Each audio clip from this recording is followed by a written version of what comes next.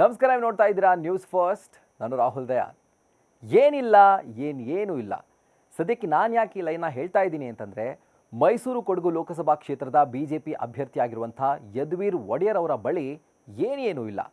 ಅವರೇ ಸ್ವತಃ ಚುನಾವಣಾ ಆಯೋಗಕ್ಕೆ ಘೋಷಣೆ ಮಾಡಿರುವಂಥ ಆಸ್ತಿಯ ವಿವರದಲ್ಲಿ ಅವರ ಬಳಿ ಏನೂ ಇಲ್ಲ ಅಂತ ಅವರು ಘೋಷಣೆ ಮಾಡ್ಕೊಂಡಿದ್ದಾರೆ. ಹಾಗಿದ್ರೆ ಯದುವೀರ್ ಅವರ ಬಳಿ ಏನಿಲ್ಲ ನೋಡೋಣ ಬನ್ನಿ. ಯದುವೀರ್ ಒಡೆಯರ್ ಅವರ ಬಳಿ ಓಡಾಡೋಕ್ಕೆ ಸ್ವಂತ ಕಾರಿಲ್ಲ, ಸ್ವಂತ ಬೈಕ್ ಕೂಡ ಇಲ್ಲ. ಹೆಂಡತಿ ಹೆಸರಲ್ಲಿ ದುಡ್ಡು, ಆಸ್ತಿ ಪಾಸ್ತಿ ಏನೇನೂ ಇಲ್ಲ.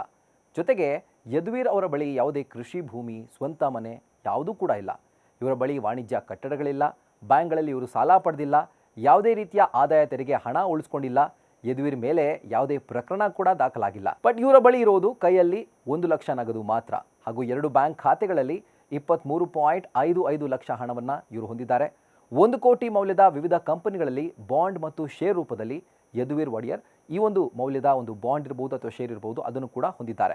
ಯದುವೀರ್ ಒಡೆಯರ್ ಅವರ ಬಳಿ 4 ಕೆಜಿ ಚಿನ್ನ, 20 ಕೆಜಿ ಬೆಳ್ಳಿ ಇದೆ, ಹಾಗೂ ಇವರ ಒಟ್ಟು ಚರಾಸ್ತಿ ಮೌಲ್ಯ 4,59,59,303 ರೂಪಾಯಿ. ಜೊತೆಗೆ ಯಾವುದೇ ಸ್ಥಿರಾಸ್ತಿ ಇವರು ಹೊಂದಿಲ್ಲ ಅಂತ ಘೋಷಣೆ ಮಾಡಿಕೊಂಡಿದ್ದಾರೆ. ಸೊ ಒಡೆಯರ್ ಅವರ ಬಳಿ ನಗದು ಹಾಗೂ ವಿವಿಧ ಕಂಪನಿಗಳಲ್ಲಿ ಹೂಡಿಕೆಯನ್ನು ಒಟ್ಟಾಗಿ ಸೇರಿಸಿದ್ರೆ ಒಟ್ಟು 1.36 ಕೋಟಿ ರೂಪಾಯಿಯನ್ನು ಇವರು ಹೊಂದಿದ್ದಾರೆ. ಇವರ ಪತ್ನಿಯಾಗಿರುವಂತಹ ತ್ರಿಷಿಕಾ ಕುಮಾರಿ ಇವರ ಹೆಸರಲ್ಲಿ 75,000 ರೂಪಾಯಿ ನಗದಿದೆ. ಬ್ಯಾಂಕ್ನಲ್ಲಿ 1 ಲಕ್ಷ ರೂಪಾಯಿ ಡೆಪಾಸಿಟ್ ಮಾಡಿದ್ದಾರೆ. 3.25 ಕೋಟಿ ರೂಪಾಯಿ ಮೌಲ್ಯದ ಚಿನ್ನಾಭರಣವನ್ನು ಇವರು ಹೊಂದಿದ್ದಾರೆ. ಜೊತೆಗೆ 90 ಲಕ್ಷ ರೂಪಾಯಿ ಮೌಲ್ಯದ 2 ಕೆಜಿ ಚಿನ್ನಾಭರಣವನ್ನು ತ್ರಿಷಿಕಾ ಕುಮಾರಿ ಅವರು ಹೊಂದಿದ್ದಾರೆ. ಒಟ್ಟಾರೆಯಾಗಿ ಇವರ ಬಳಿ 1.02 ಕೋಟಿ ರೂಪಾಯಿ ಮೌಲ್ಯದ ಚಿನ್ನಾಭರಣ, ಬೆಳ್ಳಿಯನ್ನು ಹೊಂದಿದ್ದಾರೆ.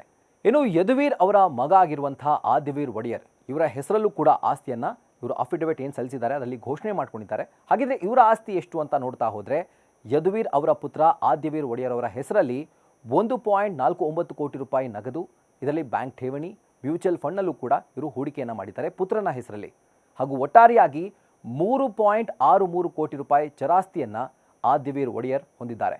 ಇವಿಷ್ಟು ಯದುವೀರ್ ಒಡೆಯರ್ ಹಾಗೂ ಅವರ ಕುಟುಂಬಕ್ಕೆ ಸಂಬಂಧಪಟ್ಟಂತೆ ಇರುವಂಥ ಮಾಹಿತಿ, ಅಂದರೆ ಆಸ್ತಿಯ ಮಾಹಿತಿ.